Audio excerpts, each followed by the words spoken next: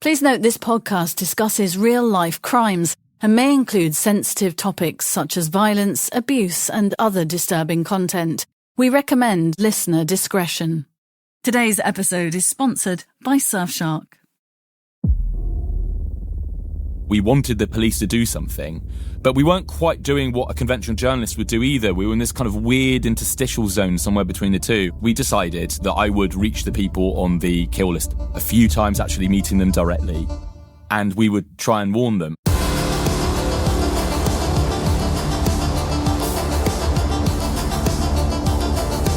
I'm journalist Helen Fospero. I'm crime reporter Martin Brunt. And this is True Criminals. A journey into the darkest corners of the criminal underworld, with insights from decades of true crime reporting. The stories behind the stories, plus exclusive interviews with those closely involved in notorious cases. Re-examining crimes so shocking, they still haunt our imaginations.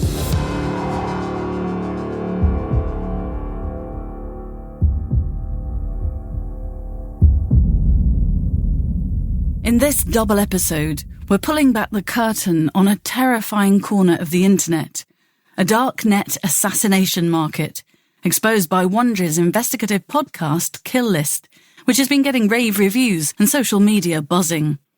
Kill List traces a story of murder-for-hire scams, domestic betrayal, and the thin line between online fantasy and real-world violence. We'll be talking to the podcast's host, journalist Carl Miller, who uncovered the dark website where users pay in crypto to have people killed.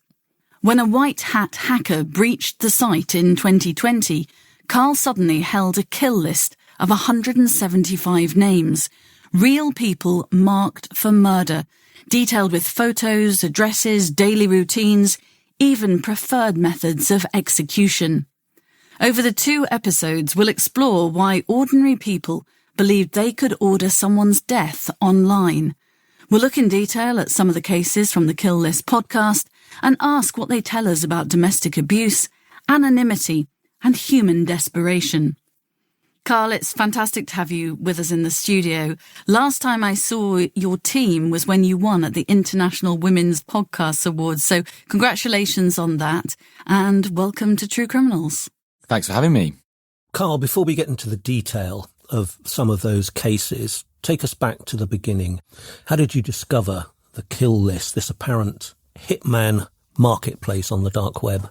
Well, all the way back at the very beginning, there was me and there was Chris. So Chris Montero, the hacker, and he was doing what Chris does, which is often investigating and trying to pierce the rumours and myths that swirl around about the darknet.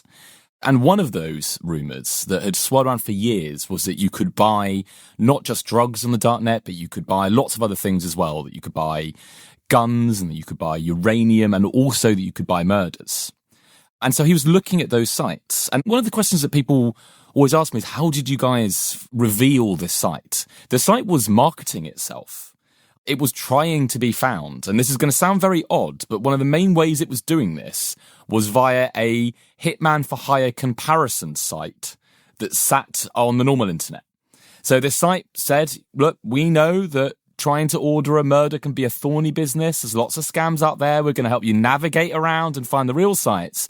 And it was one of the most high-ranked web pages on Google if you Googled hire a hitman. It was right up there just above the New York Times. So did you think at that stage that this was actually real? We didn't know. I think the working assumption that Chris had from the very beginning was these sites cannot be real. They can't be real because there's not enough transactions happening to allow the mechanism that you need to have in the darknet to actually really, truly deliver real products. Basically, you need reviews. The darknet is anonymous. No one knows who anyone else is. And that means that the only way that a market can really work is that you get enough throughput, enough deliveries. And this works with drugs. You actually can get consumer ratings sufficiently to sort out the scams from the real services. But there's just not enough murders, probably, we thought, for that to really happen. So the working assumption was that the site wasn't real. But then in the early days of Chris's access, he was blogging about it. He was revealing it publicly, actually, at that point, that it was a scam. And they sent him a video And this is actually the first time I ever met Chris, was in a pub in central London. And he showed me this video, and he leaned across this hot, noisy room, and with a grin on his face, he showed me a phone. And the video is of a man in darkness shining a torch on a piece of paper that has Chris's username on it and the name of his blog. And then there's darkness for a moment. And then the camera pans up and a car bursts into flames. And that gave us a moment for pause, to be honest with you, because scammers don't do that normally. Scammers don't really torch cars. So at that point, Chris and I really didn't know whether we'd stumbled across genuine organised criminal undertaking. Beginning to sound real, isn't it? But for me, the whole idea of hiring somebody to carry out a hit really breaks the golden rule of murder. If you're planning a murder, you must never tell anybody else about it. But the pitch that they make is, thanks to the Darknet, no one's going to know who you are. And so that is the pivotal technical, and it is a reality, that the whole website uses to say, for the first time, taking out hits is possible. You should never do it on the normal internet because you'll get revealed. But here, they say, we don't even want to know who you are. And we're never going to know who you are. All we need is the Bitcoin. All we need is a target's name. And we'll deliver that hit for you. So what did you do with this information? Well, after the shock had settled, just to point out, I did not set out to break into an assassination site. I did not want to do this. I'm not a hardened crime journalist. So it really wasn't something that I was particularly prepared for or in any way had anticipated. So when that shock had settled, and it was a shock, we begin to try and triage and make sense of this list. It wasn't actually 175 names, it was thousands. There was tons and tons of material flowing through that site. There was all kinds of stuff. And one of the first things that we needed to do was basically to sort all of the nonsense, the trolling. Chris had taken a hit out on Boaty McBoatface. There was lots of people taking hits out on fictional characters, just lots of dross. We needed to sort and clear away all of that and triage it so that we could actually focus on the more serious ones. And one of the first things we did there was actually to sort all the cases where there was actual payments associated. So the 175, that is the eventual number of cases that we disclosed to the police in one way or another that actually had payments attached to them. People were actually paying big sums? The largest was about $60,000. The smallest was £100. That person is actually in prison now in the UK. She got a fairly heavy sentence. I think the judge ultimately didn't see a difference between paying £100 or paying £1 million for a murder. You're still trying to have someone killed. Yeah, the principle's the same, isn't it? Yeah. But the amounts did vary, but often they were in the thousands or tens of thousands. So quite substantial sums. And it obviously depends what happens to that Bitcoin, because it's in Bitcoin over a time when Bitcoin absolutely skyrocketed in value. So just for clarity, the kill list site itself was fake, but what it exposed was that people were actually ordering what they hoped would be hits that were actually real. Exactly. And that was the initial horrifying realization that we had. We weren't just reading the orders, by the way. We were reading the entire conversations that were happening. Once you placed this order, you began this dialogue with the site administrators. And they would go back and forth, and sometimes that would run on dozens and dozens of pages, lasting for months. And it was a strange dialogue. Sometimes it was quite practical, quite logistical. Here's where the target is, here's where they're going. But sometimes it would stray into emotions and how they're feeling and justifications and why this person needs to die. And we were watching all of that and seeing that develop in real time.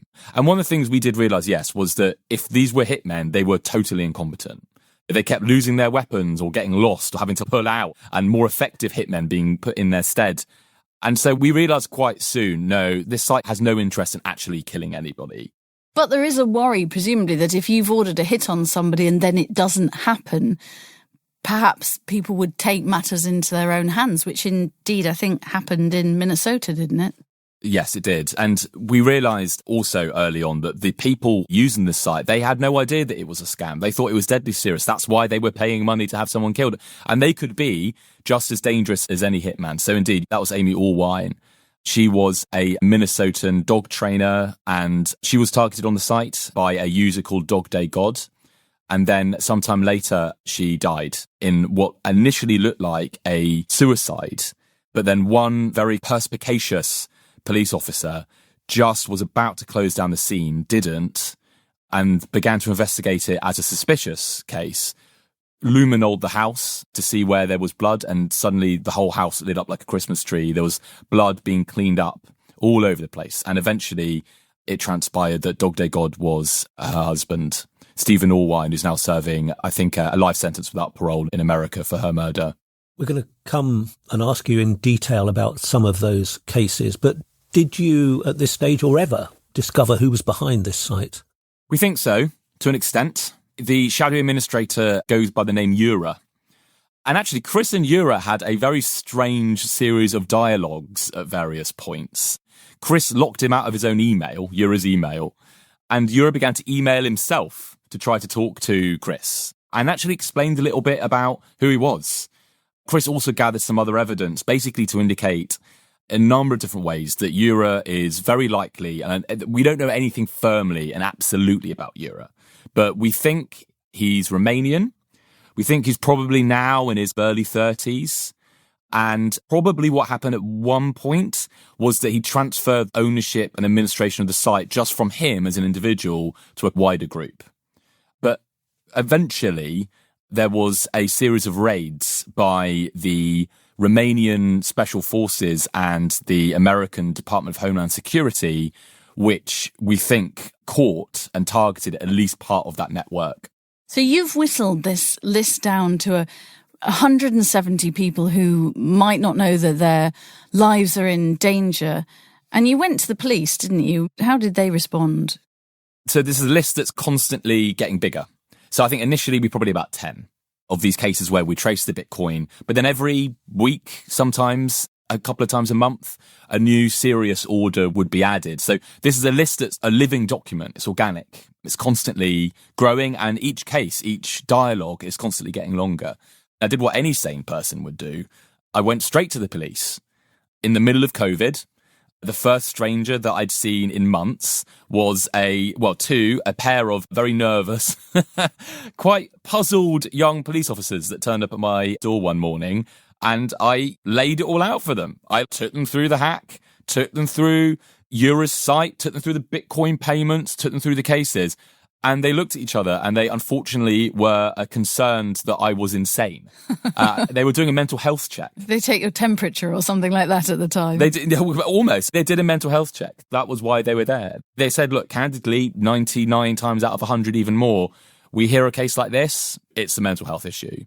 And they did nothing, because I know from my experience that if the police have credible evidence that somebody's life is in danger, they have a duty to warn them. It's called an Osman warning, and it's generally given to criminals who are targeted by their rivals. The Met did nothing, or did they promise to pass it on? Yeah, not quite nothing. They did disclose them to Interpol, and then Interpol then disclosed each of the cases to the relevant police authority wherever they were. And one of the issues was that at that point, there was no UK cases. So the Met was looking at this and saying, well, this isn't really our job to investigate. And because these cases were sprayed all over the world, and this was one of the kind of big themes of Kill List, actually, ultimately, most police forces thought this isn't really our job to investigate. There wasn't enough jurisdictional concentration, so to speak, for any police force to really want to take it on. And so each police force did receive, in some sense, some kind of disclosure. And then it became a bit of a random number generator, if I'm honest. Sometimes people were warned, it seems. Sometimes they were not. Sometimes the police force did investigate, and sometimes they just looked at this thing and they had no way of contacting me. They had no way of verifying that we were legitimate. We had no way of talking to them. We had no way actually, and this became really important later on, to actually give them any of the technical evidence that we had, including the Bitcoin payments. And so I think in many, many cases, those investigations went nowhere. And we decided pretty quickly that we just simply couldn't use this route. This was not going to be an effective way of investigating these cases. And you really took matters in your own hands. Tell us what you did and how you would warn somebody, perhaps out of the blue, that their life was in danger without them thinking that perhaps you'd got mental health issues or that this was a crank call.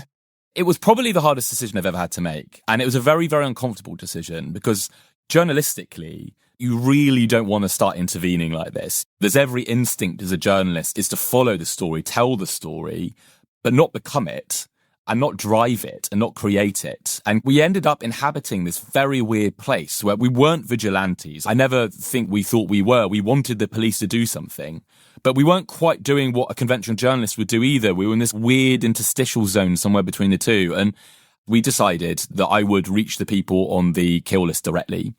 Usually by phoning them, sometimes by emailing, a few times actually meeting them directly. And we would try and warn them. And I think, looking back now, we solved the wrong problem initially.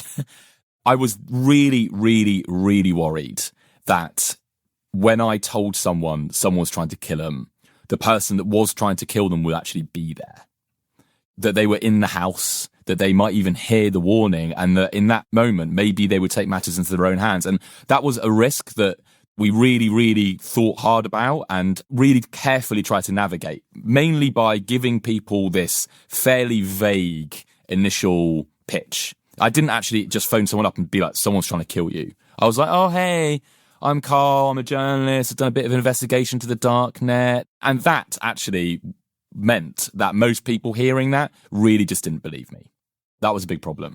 I can't imagine if you phoned me up cold and told me something like that. I'd just put the phone down. They did. People did. We're all used to so many scam calls. I mean, I listened to the call you made from the podcast to the guy in Canada who actually stayed on the line for a couple of minutes. I'm surprised that he didn't put the phone down sooner. He actually did listen to what you were saying, but I guess that was most people's reaction, wasn't it? On a cold phone call, to think this guy's nuts or he's trying to sell me something.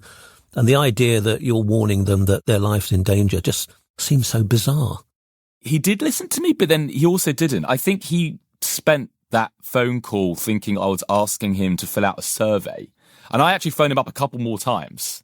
I was like, just to be clear, I am not asking you to fill out a survey. I'm not trying to get information from you. I'm trying to give you information, which I think is very, very important. And yeah, he listened, but then he did hang up on me. And that was a week or so of this happening again and again. And it was frustrating, but it was also incredibly upsetting and draining, because giving someone this information is this moment where you think, if they do believe you, you're changing their life forever. And that is an emotional embrasure that you really have to build yourself up for. I'd be thinking about these calls all day and all night, really getting ready for them, really steeling myself for what I thought would be this very, very hard thing to say. And then every time when they put the phone down, it was this flat release, but not really release, because we were like, we're not helping anybody. No one is actually getting safer as a result of this. This feels very, very futile. After a long day of recording true criminals, reviewing case files and conducting interviews, I like to unwind by streaming a favourite show or checking out a new series. But when I travel abroad, access to my usual streaming services can become limited. Many platforms restrict content based on location, leaving subscriptions I pay for at home inaccessible. Surfshark VPN provides a straightforward solution. By connecting to a server in your home country, it allows access to shows, movies, and news outlets that would otherwise be blocked. This makes it easier to stay connected to the content you normally enjoy, no matter where you are. Another practical feature is the ability to compare prices across different regions. Many online services, airlines, hotels, and digital subscriptions adjust costs based on location. Using a VPN to check prices from multiple regions can help identify lower rates, offering potential savings while traveling. Surfshark also supports multiple devices with a single subscription. This means laptops, phones, tablets, and even other household devices can be protected simultaneously, reducing the need to manage multiple accounts.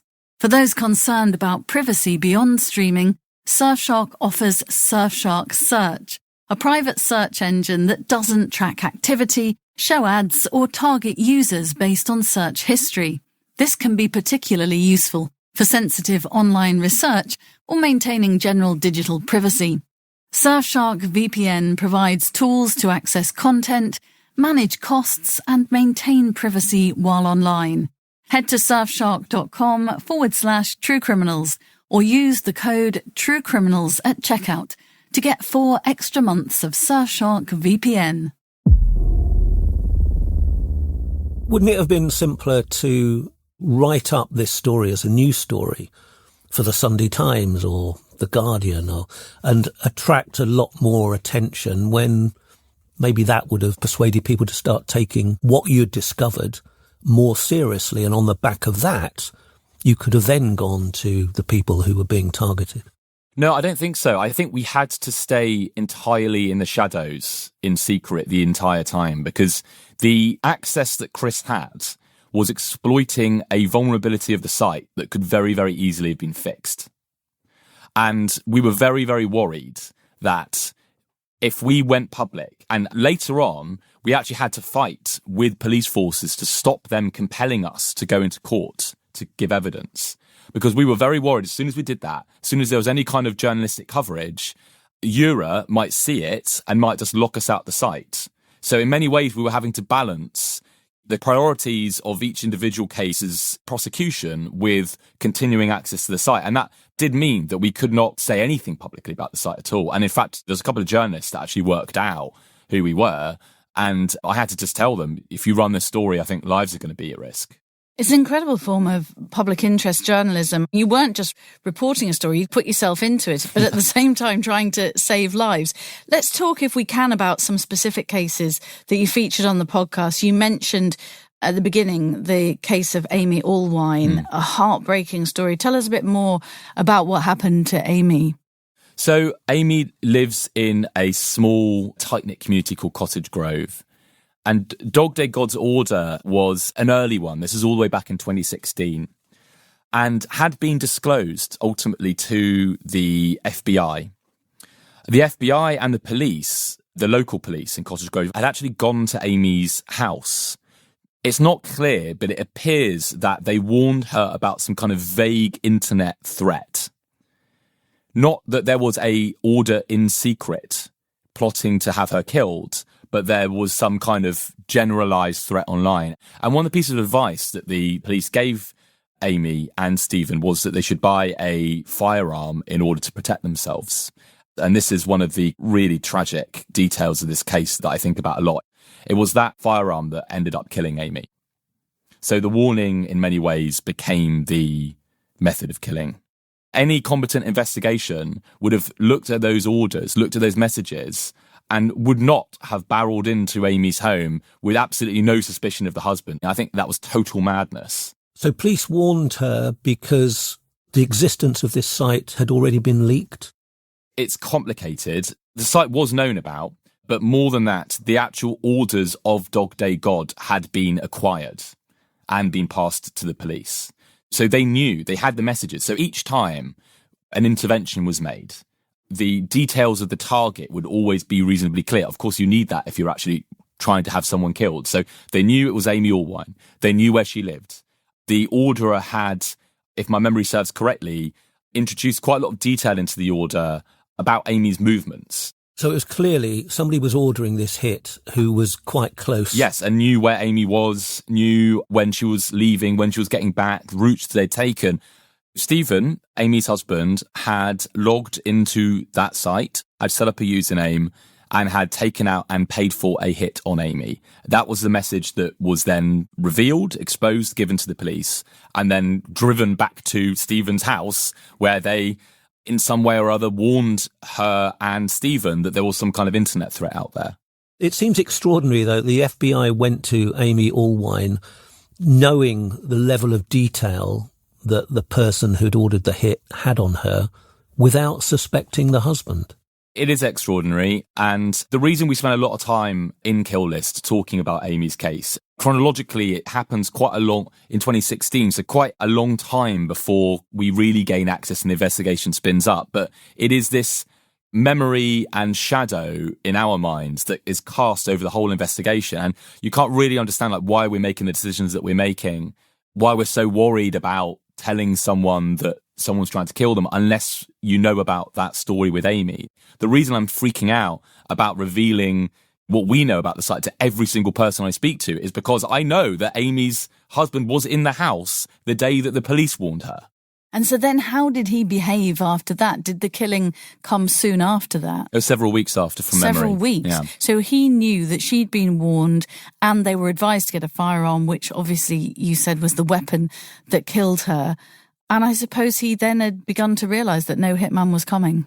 I suppose so. And that was always, in every case, the scariest moment for us was when we didn't know who it was often, but we could see in each case the orderer becoming more and more frustrated. And we were like, as long as they believe a hit is coming, the victim is actually weirdly safe. But the moment they think the whole thing's a scam, and sometimes Eura would actually tell them it's a scam and try and extort even more Bitcoin from them, saying, look, I'm going to expose you if you don't give me even more money. That was the moment to us of peak danger. What a moral dilemma for you as a journalist. I'm just trying to put myself in your shoes. And also when you tell people, you said that there was the danger that the person who'd ordered the hit could be in the home. So perhaps you were in danger too when you tell people in person. Well, not me, but the new strategy after the phone call debacles was to actually send out local journalists often. It was very hard for us to travel. It was in the middle of COVID. And thought the only way really that we can meet these people face to face. And we also thought that meeting people face to face was better in terms of actually gauging the situation and making the disclosures safer, was to send out local journalists. And they did. Kill List is a story which obviously forces us to confront some of the most grotesque aspects of human nature. But it's also a story, I think, of great courage in those people. These are young journalists often, they're often in their 20s. We're asking them, as you pointed out, to step into contexts which might be really unsafe, into contexts that we don't know much about. We don't know who the perpetrator might be. We don't know what the living situation is like. Really, the only thing we often know about these contexts is that there's violence, a threat of violence somewhere. And every single time these people said yes. Every single time they did that. They didn't have to. And we certainly were never going to force anyone to do any of this. But every single time they got in their car or on their bike, went over and face to face, and often they were terrified. I would speak to them shortly before they did it. They'd be sat outside in their car. I remember one local journalist who is in his 20s, he said, my heart's about to beat out of my chest. They were often very scared doing that, but they did it every single time. And I think that is just so tremendously courageous of them. To go back to Minnesota, once Stephen Allwine had realised that there was no hitman, he'd paid for one, but one wasn't going to come and kill his wife, how did he go about completing that murder? It's hard to say. We know about the crime scene investigation. We know Amy had ingested, ultimately, some kind of sedative. We know that she was shot, I think, in the temple. We know that when the police turned up, the apparent scene that presented to them was of a suicide. But I think it looks like Stephen might have done it in a different room. There was, I think, some forensic signs that Amy's body had been moved. But yeah, I don't know what was in Stephen's head. But he was very cool when he made that 911 call. He was almost emotionless generally, actually, and during the investigations. Initially, he was brought in and questioned just in the context of Amy's suicide. And I remember the police officers telling me he turned up with his lawyer. And the police officer said in his whole career, he's never seen a family member of a suicide victim turn up to what is normally quite a formulaic interview with legal representation. It's right to do so, but it just doesn't happen. And presumably after that very calm 911 call, and then the fact that he turned up with a lawyer, I would imagine detectives probably became fairly suspicious, did they, quite early on? I imagine so, yes. And of course, somewhere these messages existed. So after Amy's actual murder, the idea that someone was trying to order her murder, hopefully, was connected to that reasonably quickly. And then the actual prosecution of Stephen Allwine uses those messages. Did you ever find out why he wanted to kill his wife? I believe that the motivation that was put forward during the prosecution was a marital infidelity. His or hers? His. It really is devastating to learn that that danger was inside Amy's home all along. And many of these dark web plots were essentially about domestic violence taken to the extreme, weren't they? That's right. And when we first started seeing who was responsible, because these turned into investigations, disclosures, and then that created suspects, and we began to see who was writing the kill list for the first time? Who were these people that were actually placing the orders? And initially, I really thought it was going to be organised crime, maybe, or gangland violence or drug deals. I thought that the context we'd be stepping into would be reasonably criminal ones. But actually, it wasn't. It was normal people. It was normal people that were being targeted and also normal people that were doing the targeting. Not normal, obviously. They are criminals and they're willing to do something that almost none of us are, which is to kill to get rid of a problem. But they're engineers and air traffic controllers and hospital administrators, artists, waiters, students. They typically were holding down normal jobs. And at the same time, they were able to live this completely enshadowed secret life where they were coldly plotting someone to be killed. And as the picture got bigger, as we began to see more and more people prosecuted, what became quite clear was that almost all of the orders were trying to kill someone of the opposite gender. Mainly women were being targeted, not exclusively, but a tremendous amount of this was coming out of intimate partner violence. It wasn't the underworld, it wasn't gangsters killing each other. The point you make is true of the majority of murders around the world. Most people are killed by somebody they know. Indeed, yeah. And I think to hazard a guess at motivation, I wonder if this is a more general trait too. I think the one thing, the reason why these people turn to the kill list is almost always ultimately about power and control.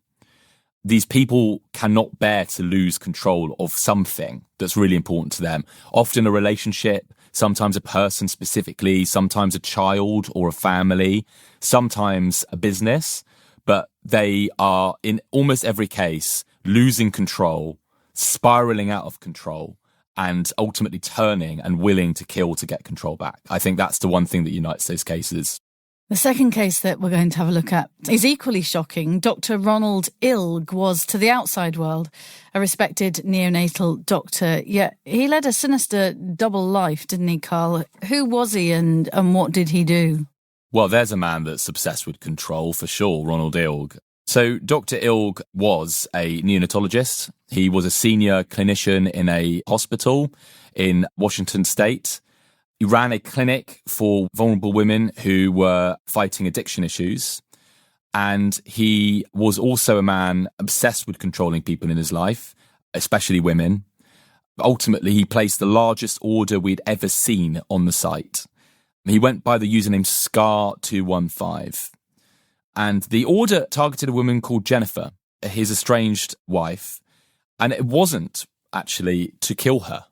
This order stays with me, not just for the amount of money that was paid, it was about $60,000, but also for what he wanted to have done to her. He wanted her to be kidnapped, forcibly addicted to heroin, filmed, and then released back to him. But before that, hadn't he ordered, I suppose, what you might describe as a rather lesser crime on this website? He had ordered for a colleague's, a surgeon's hands to be broken. And the promise or the lure to the website was that if that was done successfully, then he had what he described as a more complicated job. And that was ultimately the kidnapping of Jennifer. It was an elaborate bonus structure that Ron had also established. So he laid out a series of bonuses if certain milestones were achieved, including her returning back to him and her dropping all the court motions. He signs off one of the orders with, the husband does not know this was happening. The husband definitely did know this was happening. And what did happen to Jennifer? And did he pull any of this off? No, he didn't. He departed for Mexico for a holiday over the time when he expected this to all be happening, probably as an alibi. And when he landed back, he was met by about a dozen FBI agents undercover in Spokane International Airport. And how had they caught on to his scheme? It was the first time the FBI had really fulsomely engaged with us to investigate a case. That case changed everything. Up to that point, we were dealing with police force after police force who were often local police forces, often didn't have much capability to be doing things like Bitcoin tracing, were often quite unbelieving of us or even suspicious of us. And suddenly, in this case, I think it was Jennifer's lawyer who contacted the FBI, and the FBI directly contacted us. And they were just a world apart from these local police forces. They had capability, they understood what we were doing, they understood the scale of it, and they wanted to help. And this was the first case where we saw what they could do. So as Ron lands, he's met by FBI officers and invitationed to join them for a quick interview in a room in the airport. He was arrested, nobody was hurt, but what was his defence? His defence originally was that, yes, he was using a Darknet site, but he wasn't targeting anyone other than himself. So in a way, it was quite clever. Ron is, I think, a clever man. He had anticipated that maybe the police might see that he was accessing the Darknet, and maybe they might see that he was accessing this site. And he'd actually written a statement on his phone in case this happened. And his statement basically said, yes, I go on the Darknet. I do so to watch pornography and to buy steroids, painkillers. And yes, I have also visited the assassination market, but that's because I am depressed and I was looking to take a hit out on myself to end it all so that my life insurance can be given to Jennifer, I believe. What he did not anticipate was that we actually had the kill orders themselves. And so there's this moment in that interview, and we actually do have the footage of this. This is in the podcast. There's a moment where the FBI slide the actual messages themselves across the table to Ron. There's a long silence there. And I hear that and I think Ron is working out that he is in deep, deep trouble. Does he eventually admit what he's done, and does he go to trial for this? So, after this interview, he is not admitting anything. Even with those messages, he's not admitting anything. And the FBI have another team that's actually combing his house at that point, another dozen officers, quite a substantial residence. And Ron goes over and they say, look, Ron, there is one safe here that we need you to open. It's a thumbprint safe. No one but Ron can open this safe. And Ron goes over, he opens the safe. And as the safe swings open, the FBI see there is a scrap of paper in there.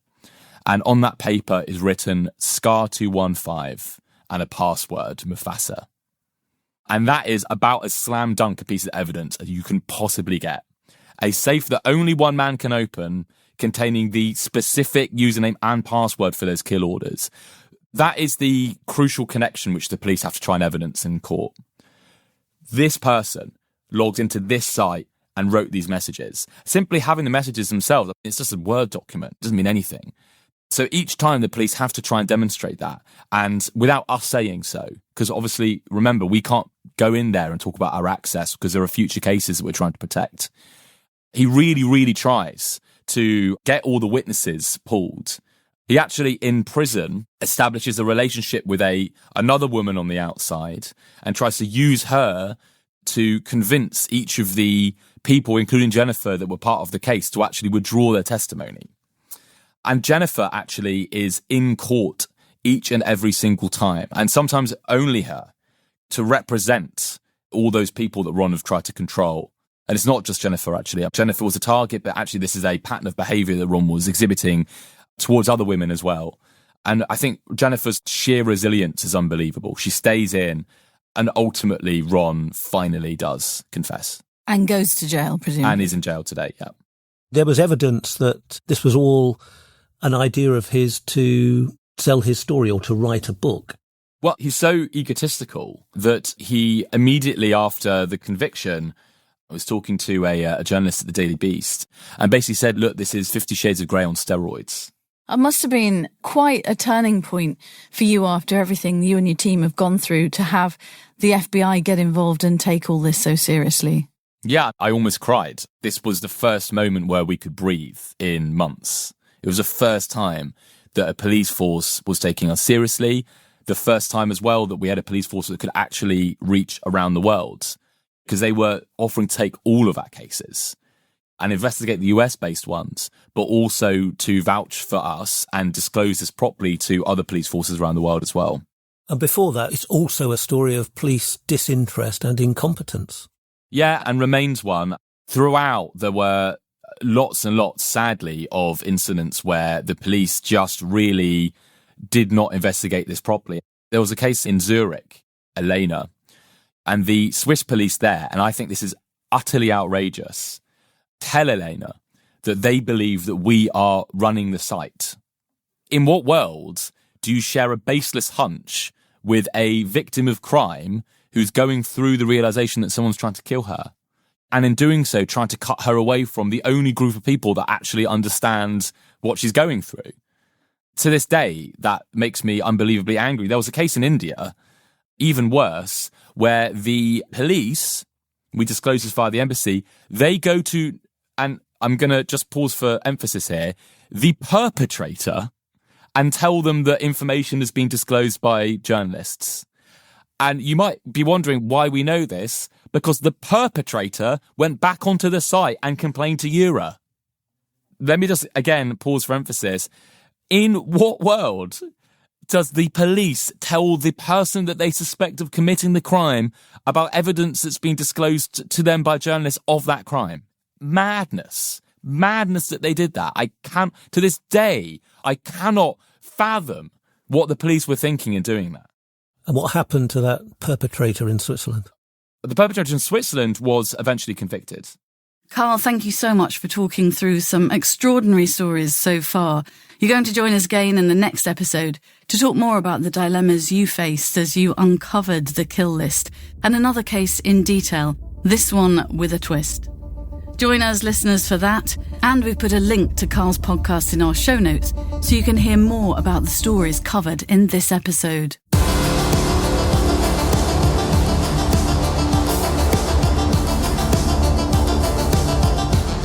Hey listeners, your support means everything to us. If you're enjoying the podcast, please take a moment to leave us a review. It helps us grow, reach new listeners, and keep bringing you the stories you love. This episode is brought to you by Audio Bleach Global. Our producer is Russell Barnes, with audio production by Andrew Chappell. The original score was composed by Chap Mannequin, artwork by Bleached, executive produced by Lee Mann. Follow True Criminals on Instagram at true.criminals and on YouTube at youtube.com/@true-criminals. For exclusive content and ways to support the show, visit us at patreon.com/True Criminals. For partnership opportunities, please contact us at contact@audiobleachglobal.com.